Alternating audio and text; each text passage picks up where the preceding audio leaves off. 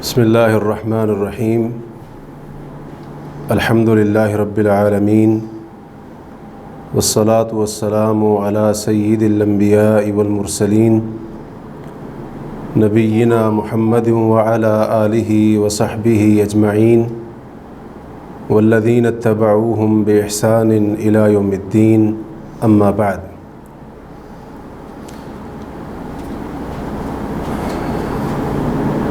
قرآن مجید اللہ تبارک و تعالیٰ کی وہ کتاب ہے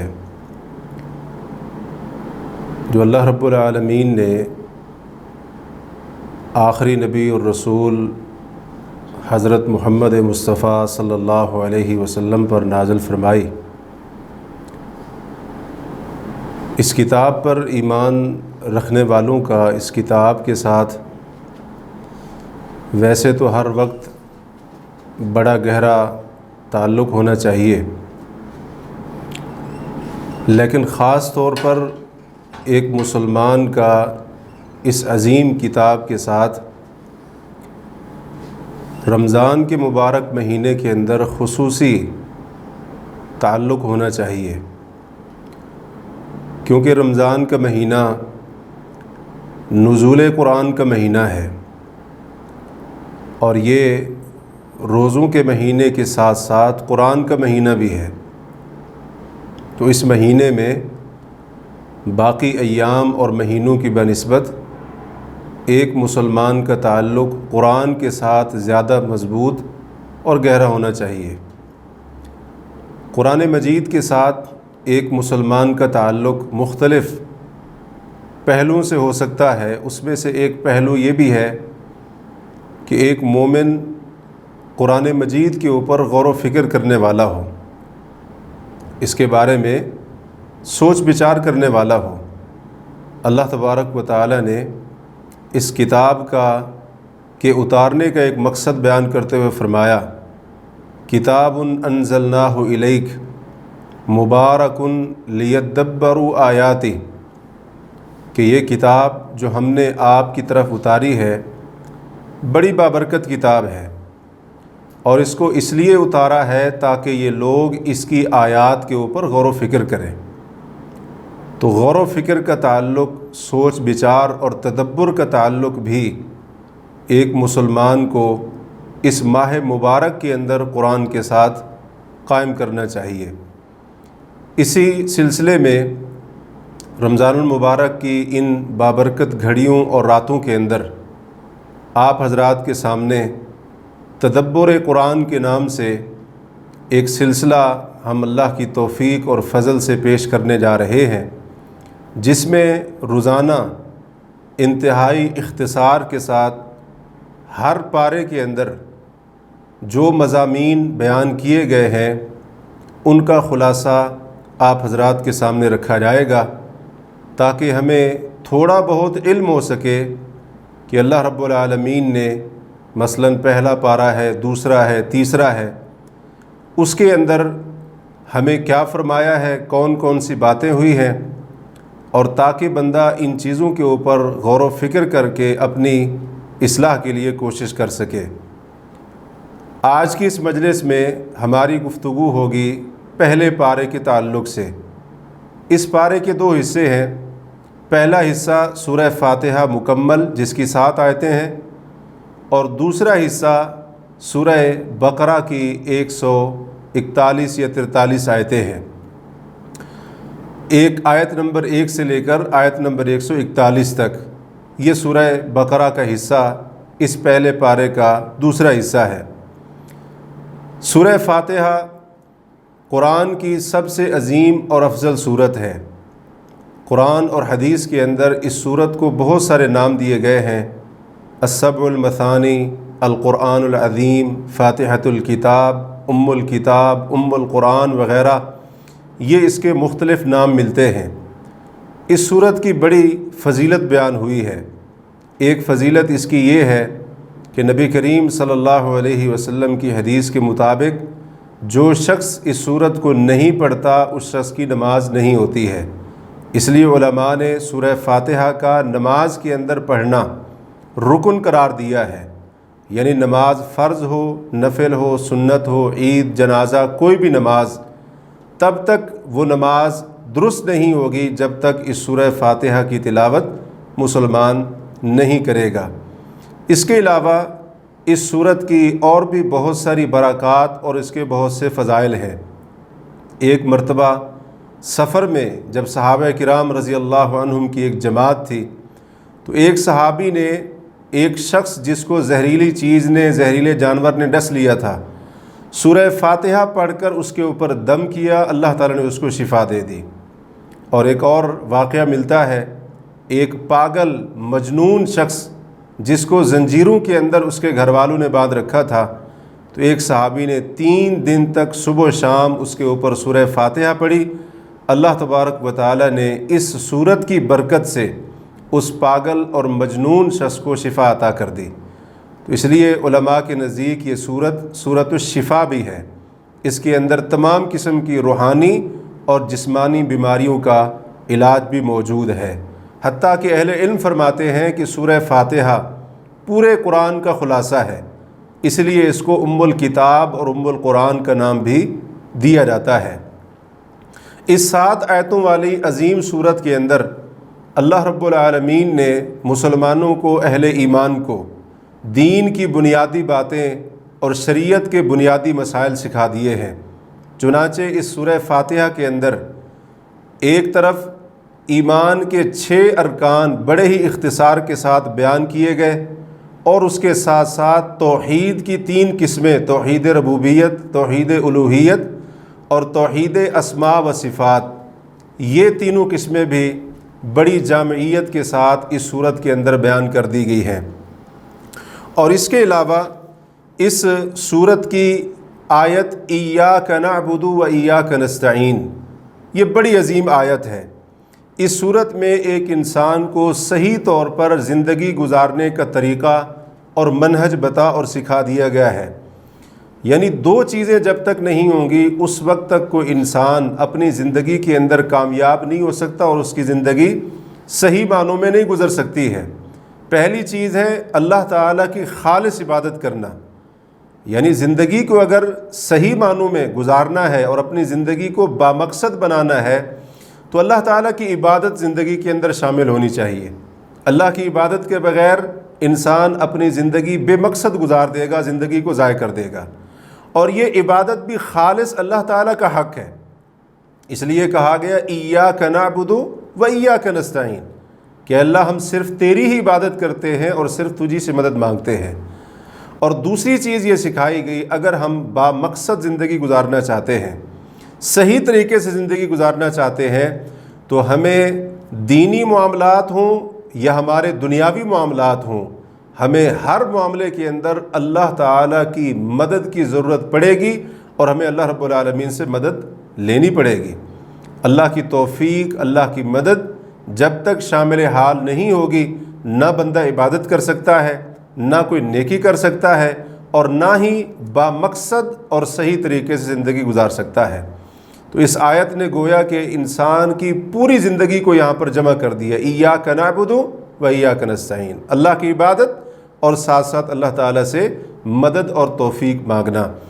پھر اس سورت کے اندر ایک مسلمان کو سب سے عظیم نعمت جو کہ ہدایت کی نعمت ہے، اس کے مانگنے اور سوال کرنے کا حکم دیا گیا اور دعا سکھائی گئی ہے کہ تم نے اللہ تعالیٰ سے ہدایت کی نعمت مانگنی ہے، سیدھے راستے کی طرف رہنمائی، صراط مستقیم کی پہچان اور صراط مستقیم کے اوپر چلنا، اس کے اوپر ڈٹے رہنا، یہ دعا اللہ رب العالمین نے اس سورت کے اندر سکھائی ہے۔ پھر اس سورت کا اختتام 3 قسم کے لوگوں پر ہوا ہے، یعنی لوگوں کی 3 قسمیں ذکر کی گئی ہیں علم اور عمل کے حساب سے۔ اب ہم نے دیکھنا ہے کہ ہمارا شمار ان میں سے کس قسم کے اندر ہوتا ہے۔ پہلی قسم وہ لوگ ہیں کہ جنہوں نے اللہ کے دین اور اس کی شریعت کا صحیح معنوں میں علم حاصل کیا اور اس علم کے اوپر عمل بھی کیا۔ قرآن نے انہی کو کہا ہے صراط الذین انعمت علیہم، یہ وہ لوگ ہیں جن کے اوپر اللہ کے انعام ہوئے، اور انہی کے راستے کو قرآن کہتا ہے سیدھا راستہ ہے، صراط مستقیم ہے۔ اور دوسری قسم ان لوگوں کی ہے جنہوں نے علم تو حاصل کیا لیکن علم پر عمل نہیں کیا، علم کے اوپر عمل نہیں کیا، انہی کے بارے میں قرآن کہتا ہے مغضوب علیہم، ان پر اللہ کا غضب ہوا، اور اس سے مراد یہودی ہے۔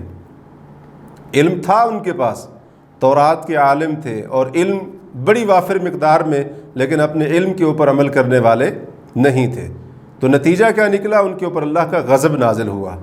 اور تیسرا گروہ اس صورت کے آخر میں اللہ تعالیٰ نے ذکر کیا، یہ وہ لوگ ہیں جنہوں نے عمل تو کیا لیکن ان کے پاس علم نہیں تھا، بغیر علم کے وہ عمل کرتے رہے، نتیجہ یہ نکلا وہ مختلف قسم کے فتنوں میں پڑے اور بہت ساری چیزیں انہوں نے گھڑ لی دین کے نام کے اوپر، دین کے نام پر بدعات، خرافات، یہ چیزیں وہ ایجاد کرتے رہے، اور پھر ان کا نتیجہ یہ ہوا کہ اللہ تعالیٰ نے ان کو ولضالین، گمراہ لوگ کہا ہے، اور اس سے مراد عیسائی ہیں۔ تو اللہ رب العالمین نے ان لوگوں کا ذکر کرنے کے ساتھ ساتھ جن پر اللہ نے انعام کیا ہے، یعنی جو علم والے بھی ہیں اور عمل والے بھی ہیں، تو ان کا ذکر کرنے کے ساتھ ساتھ اللہ رب العالمین نے ان کا ذکر بھی کر دیا جن پر اللہ کا غضب نازل ہوا اور جو گمراہ ہو گئے، تاکہ ہم لوگ ان کے راستے سے بچ سکیں۔ سیدھے راستے پر چلنے کے لیے ٹیڑھے میرے اور غلط راستوں سے بچنا بھی ضروری ہے۔ اگر انسان کبھی سیدھے راستے پر آ جائے، کبھی گمراہی کے راستے پر چلا جائے، کبھی صراط مستقیم پر آ جائے اور کبھی اللہ کے غضب اور ناراضگی والے راستے پر چلا جائے، تو اس کا نتیجہ یہ نکل سکتا ہے کہ کبھی انسان ایسا گمراہی کے راستے پر جائے گا کہ دوبارہ اسے صراط مستقیم پر آنے کی توفیق نہیں ملے گی۔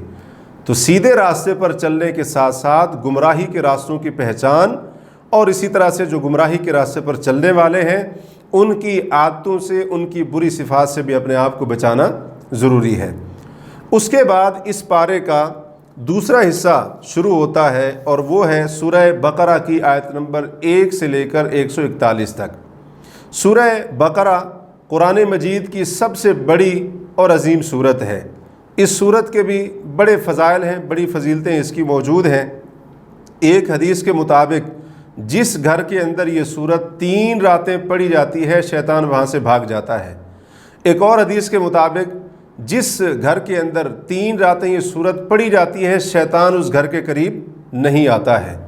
اور اسی طرح سے جادو، ٹونا، آسیب، جنات وغیرہ، ان کے لیے یہ سورہ بقرہ اس کے علاج کے لیے ایک بڑا بہترین علاج ہے۔ نبی علیہ الصلوۃ والسلام کی حدیث ہے، آپ نے سورہ بقرہ کے بارے میں فرمایا ان اخذھا برکہ وترکھا حسرہ، کہ سورہ بقرہ کو لے لینا مطلب اس کو پڑھنا اور اسی طرح سے اس کی قرات، اس کی تلاوت، اس پر غور و فکر وغیرہ، یہ برکت ہے۔ وترکھا حسرہ، اور اس کو چھوڑ دینا یہ حسرت ہے۔ جو انسان سورہ بقرہ کو چھوڑ دے تو یہ سورہ بقرہ کا چھوڑنا اس کے لیے باعث حسرت ہے، باعث افسوس بن جائے گا۔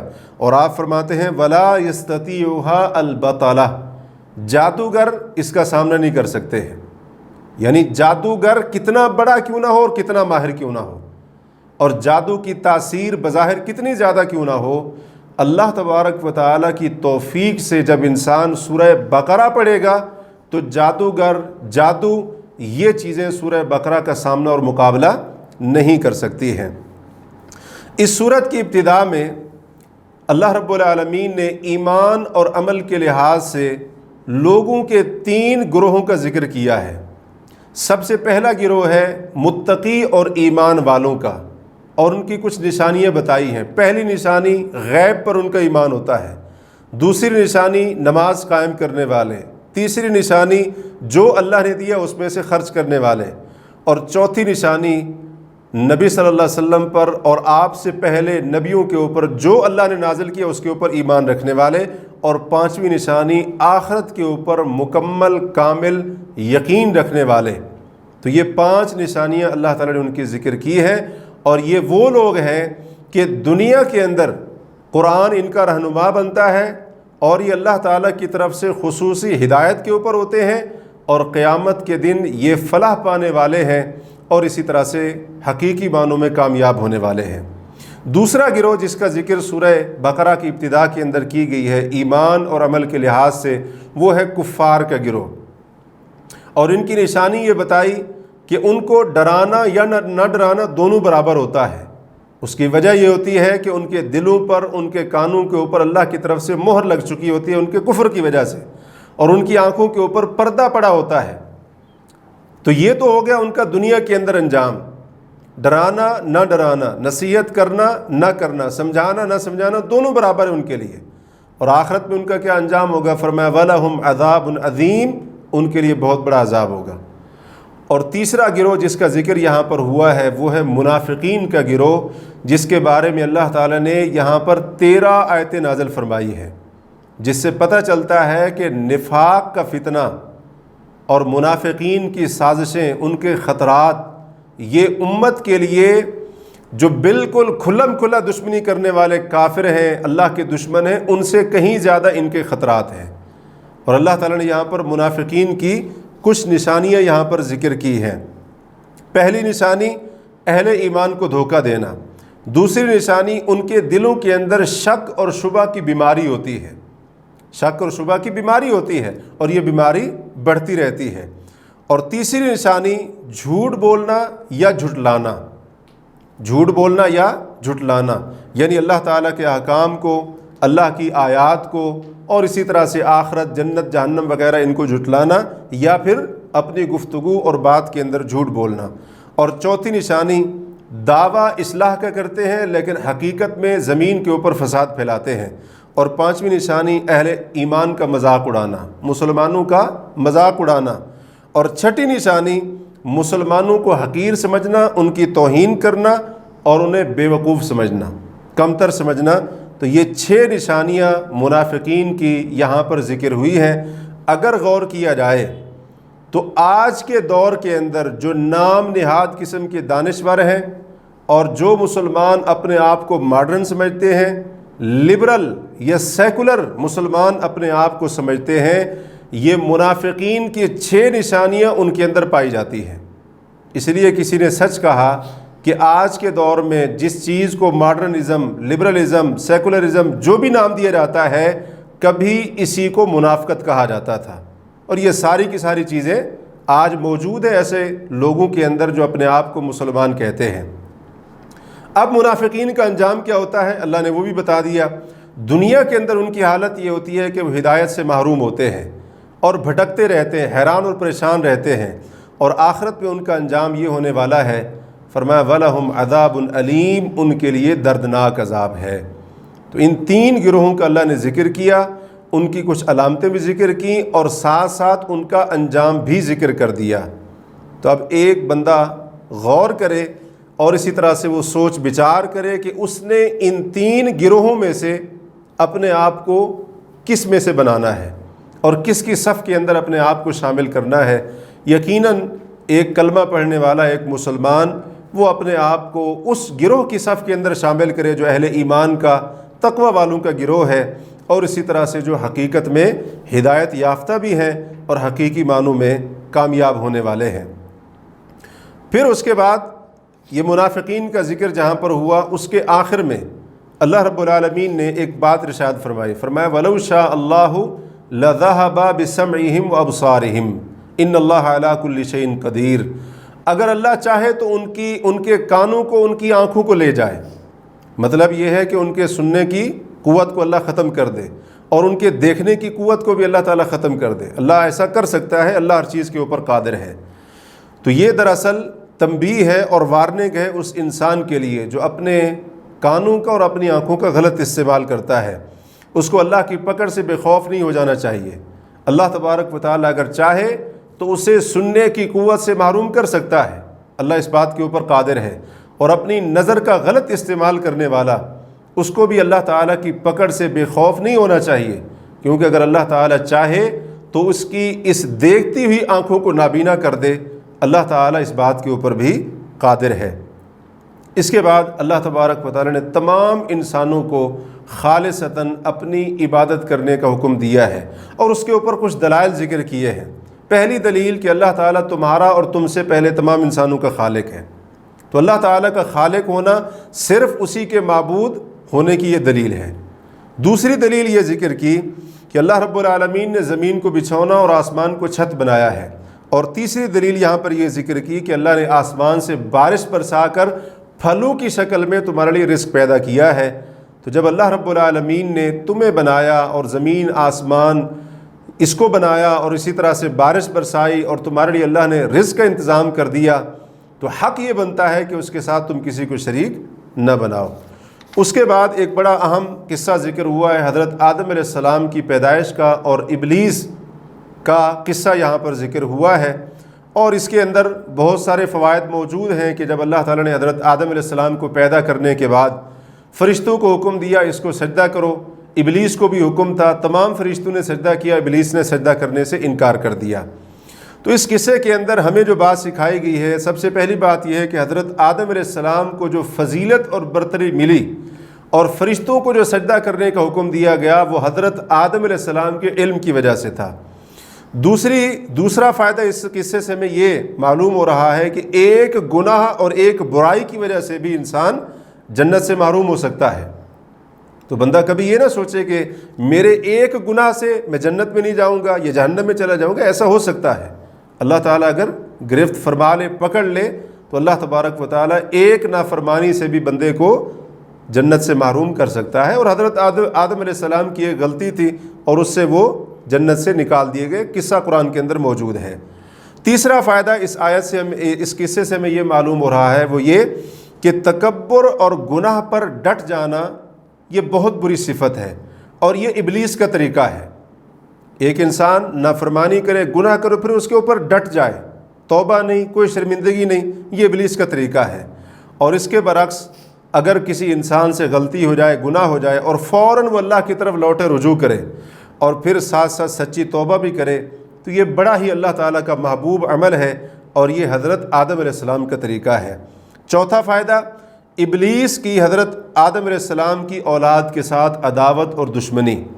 اس عداوت اور دشمنی کی وجہ سے وہ مختلف طریقوں سے وار کرے گا، حملے کرے گا، اور بہکانے گمراہ کرنے کی کوشش کرے گا، تو ہمیں آگاہ رہنا چاہیے۔ اور پانچواں فائدہ یہ ہے کہ جو ہدایت اللہ تعالیٰ نے بھیجی ہے کتابیں نازل کر کے اور رسول بھیج کر، اسی ہدایت کے مطابق زندگی گزار کر ہی ہم کامیاب ہو سکتے ہیں۔ اگر اس ہدایت کو چھوڑ دیں گے، نہ ہماری دنیا سنور سکتی ہے اور نہ ہی ہم آخرت کے اندر کامیاب ہو سکتے ہیں۔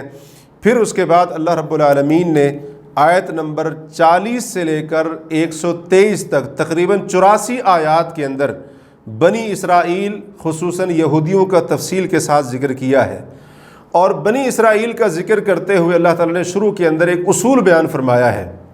فرمایا اوفوا بعہدی اوفی بعہدکم، کہ تم میرے ساتھ کیے گئے وعدے کو پورا کرو اور میں تمہارے ساتھ کیے گئے وعدے کو پورا کروں گا۔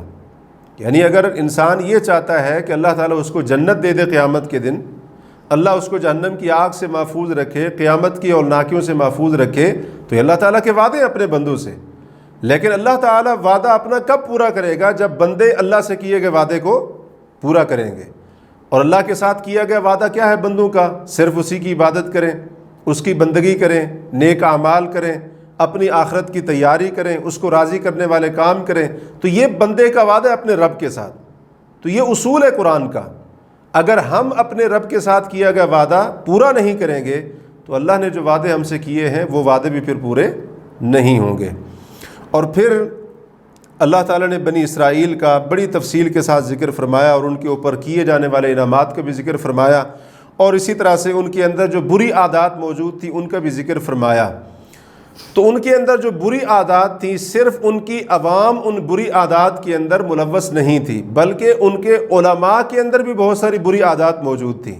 یعنی کچھ ایسی برائیاں تھیں جو علماء کے اندر موجود تھیں، اور کچھ ایسی برائیاں تھیں جو علماء اور عوام دونوں میں مشترکہ طور پر موجود تھیں۔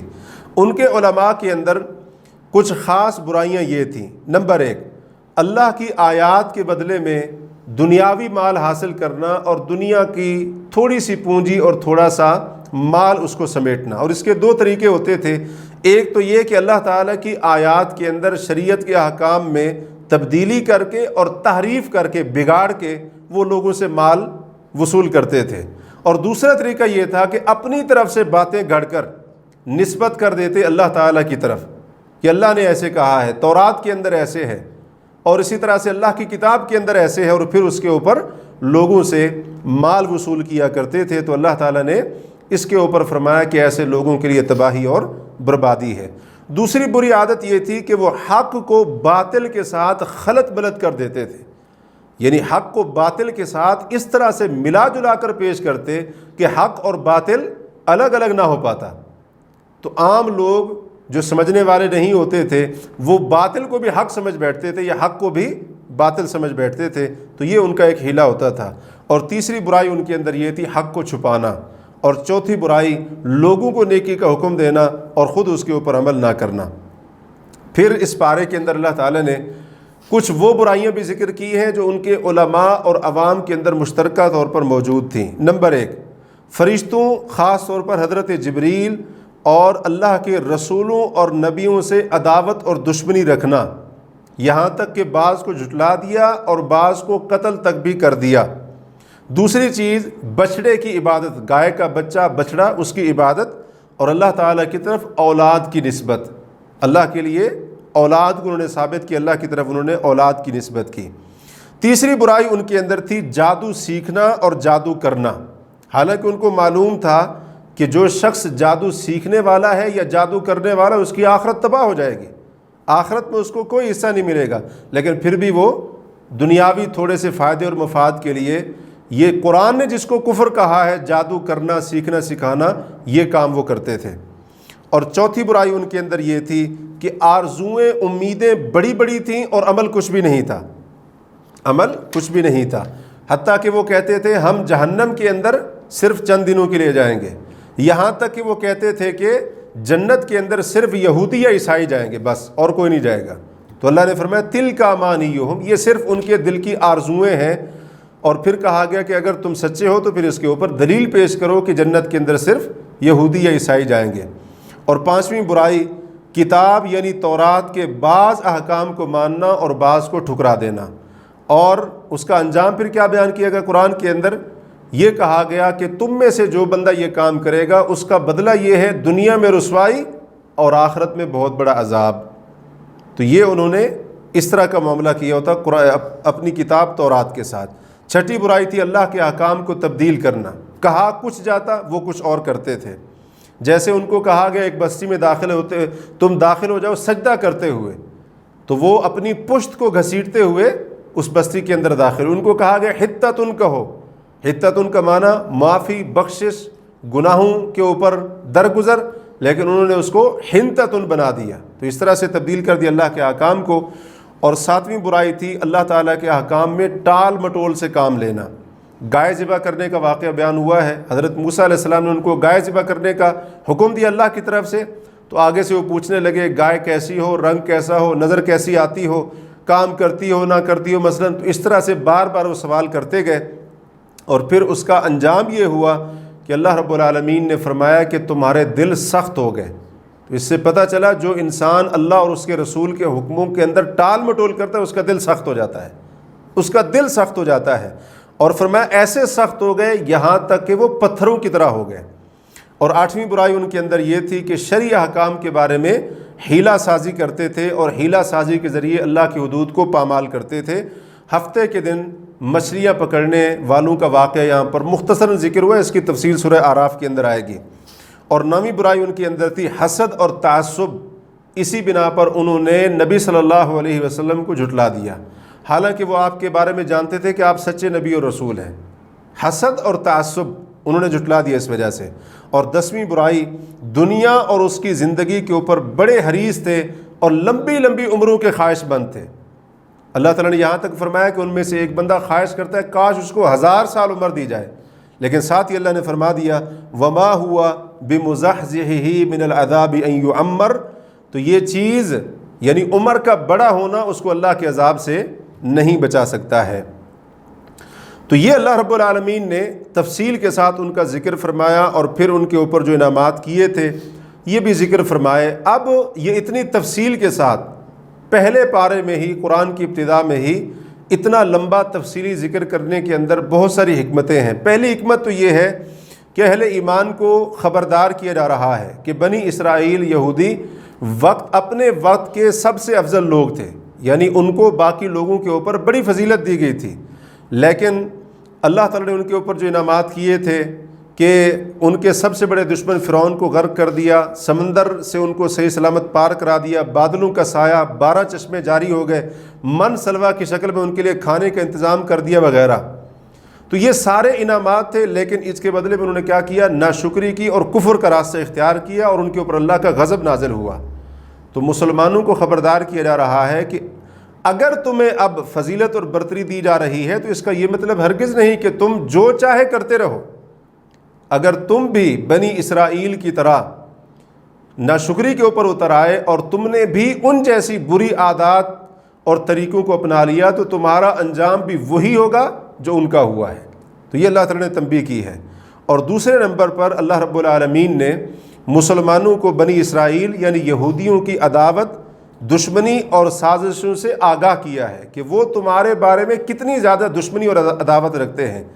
یہاں تک کہ اللہ نے فرمایا ان میں سے اکثر چاہتے ہیں کاش وہ تمہیں مرتد بنا دیں، تمہیں مرتد بنا دیں. یعنی ایمان تم لائے ہو، ان کی دلی خواہش یہ ہے کہ تم مرتد ہو جاؤ.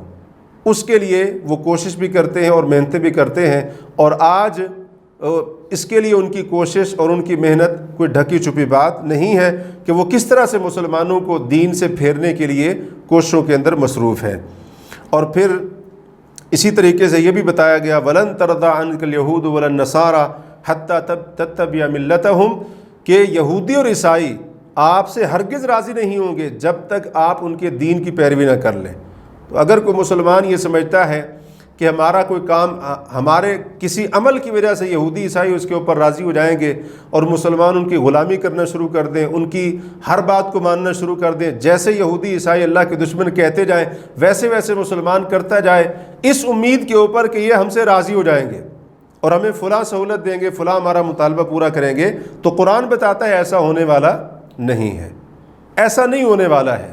جب تک آپ ان کے دین کی پیروی نہ کریں، یعنی جب تک آپ اسلام چھوڑ کر یہودی یا عیسائی نہ بن جائیں تو وہ آپ سے کبھی بھی راضی نہیں ہو سکتے ہیں.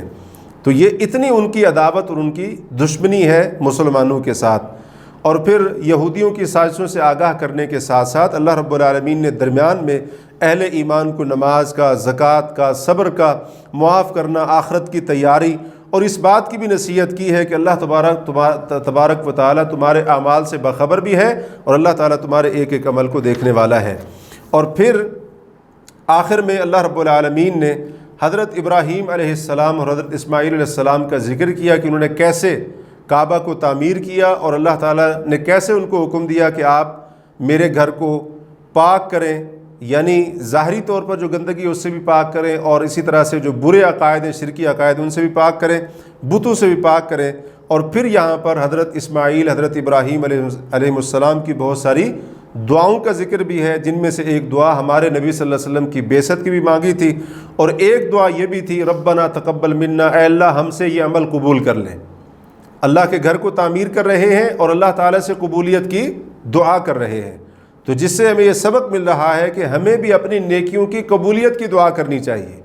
انسان اگر کوئی نیک کام کرتا ہے تو اس کے اوپر فخر کرنے کی بجائے، اس کے اوپر اترانے کی بجائے، تکبر کرنے کی بجائے اللہ سے دعا کرے کہ اللہ میری فلاں نیکی کو قبول کر لے. تو انبیاء علیہ السلام کا یہ طریقہ ہے. اور پھر یہاں پر حضرت ابراہیم اور حضرت یعقوب علیہ السلام کی وصیت کا بھی ذکر ہے جو انہوں نے اپنے بیٹوں کو کی تھی. دو چیزوں کی وصیت تھی، ایک ہے توحید کے اوپر قائم رہنا اور دوسری وصیت تھی کہ دین کے اوپر ثابت قدم رہنا. تو یہ وصیت آج اس کی بڑی ضرورت ہے. بہت سارے مسلمان وفات سے پہلے اپنی وصیت بھی لکھواتے ہیں، لیکن عموماً وہ جو وصیت ہوتی ہے وہ مال کے بارے میں، دنیا کے بارے میں، جائیداد کے بارے میں، ان چیزوں کے بارے میں ہوتی ہے. تو توحید کے بارے میں، خالص عقیدے کے بارے میں وصیت کر کے جانا اپنی اولاد کو کہ میرے مرنے کے بعد توحید پر ڈٹے رہنا، میرے مرنے کے بعد دین کے اوپر قائم رہنا، میرے مرنے کے بعد دیندار بن کر رہنا، اللہ کے فرما بردار بن کر رہنا.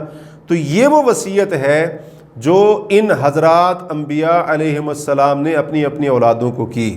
تو جب انبیاء اپنی اولادوں کو یہ وصیتیں کر کے جا رہے ہیں تو ایک مسلمان کا بھی حق بنتا ہے کہ وہ اپنی اولاد کو اس چیز کی ضرور اور تاکید کے ساتھ وصیت کر کے جائے.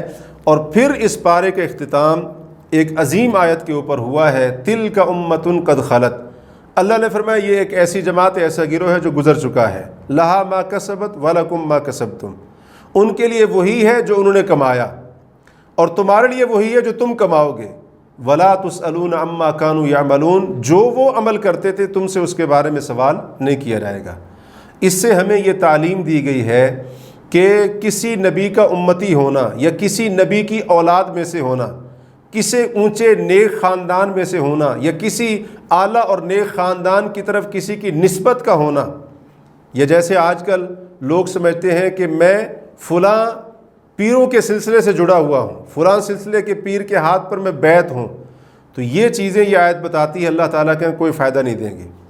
یہ چیزیں نسبت کتنی بڑی کیوں نہ ہو، اور اسی طرح سے انسان نبیوں کی اولاد میں سے کیوں نہ ہو۔ اب بنی اسرائیل کو دیکھ لیں، یہودیوں کو، یہ نبیوں کی اولاد میں سے ہیں، لیکن نبیوں کی اولاد میں سے ہونا ان کو اللہ کے غضب سے نہیں بچا سکا ہے۔ تو یہ آیت ہمیں پیغام دے رہی ہے، اگر ہم کامیاب ہونا چاہتے ہیں، آخرت میں سرخرو ہونا چاہتے ہیں، تو نسبت، خاندان وغیرہ یہ چیزیں نہیں دیکھی جائیں گی، بلکہ دو چیزیں دیکھی جائیں گی، ایک ہے ایمان جو خالص ہونا چاہیے، اور دوسرا ہے عمل۔ تو یہ دو چیزیں اگر ہوں گی تو انسان کامیاب ہے، اور یہ دونوں چیزیں نہیں ہیں، یہ ان میں سے ایک چیز نہیں ہے، تو وہ انسان پھر اپنے خاندان یا پیغمبر کی اولاد یا پیر کی اولاد یا کسی ولی کی اولاد ہونے کی بنا پر وہ کامیاب نہیں ہو سکتا ہے۔ نبی علیہ الصلوۃ والسلام کی حدیث ہے، وَمَن بَطَّأَ بِهِ عَمَلُهُ لَمْ يُسْرِعْ بِهِ نَسَبُهُ، جس کے عمل نے اس کو پیچھے کر دیا، اس کا حسب و نسب، اس کا خاندان اس کو کبھی بھی آگے نہیں کرے گا۔ تو یہ اس پارے کے تعلق سے چند ایک باتیں انتہائی اختصار کے ساتھ آپ کے سامنے رکھیں۔ اللہ رب العالمین ان باتوں کے اوپر غور کرنے کے ساتھ ساتھ ہمیں اپنی اصلاح کرنے کی توفیق عطا فرمائے۔ اقول قولی ھذا واستغفر اللہ لی ولکم ولسائر المسلمین والمسلمات فاستغفروہ انہ ھو الغفور الرحیم۔